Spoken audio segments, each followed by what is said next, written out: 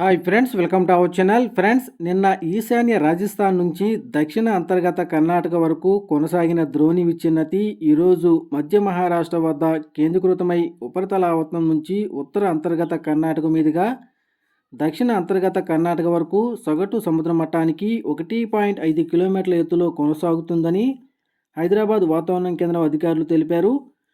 ఈ ప్రభావంతో ఉరుములు, మెరుపులు, ఈదురుగాలులతో కూడిన వర్షాలు తెలంగాణలోని నిర్మల్, నిజామాబాద్, వరంగల్, హన్మకొండ, రంగారెడ్డి, హైదరాబాద్, మేడ్చల్, మల్కాజ్గిరి, వికారాబాద్, సంగారెడ్డి, మెదక్, కామారెడ్డి, మహబూబ్నగర్, నాగర్ కర్నూల్, వనపర్తి, నారాయణపేట, జోగులాంబ గద్వాల, ఖమ్మం, వరంగల్, అలాగే భద్రాద్రి కొత్తగూడెం జిల్లాల్లో అక్కడక్కడ వర్షాలు కురిసే అవకాశం ఉందని వాతావరణ శాఖ తెలియజేస్తుంది.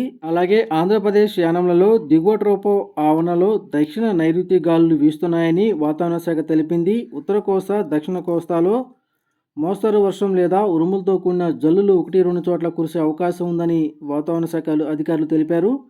1-2 చోట్ల భారీ వర్షం, ఉరుములు, మెరుపులు, ఈదురుగాలులు గంటకి 40 నుంచి 50 కిలోమీటర్ల వేగంతో వీచే అవకాశం ఉందని వాతావరణ శాఖ హెచ్చరికలు జారీ చేస్తుంది.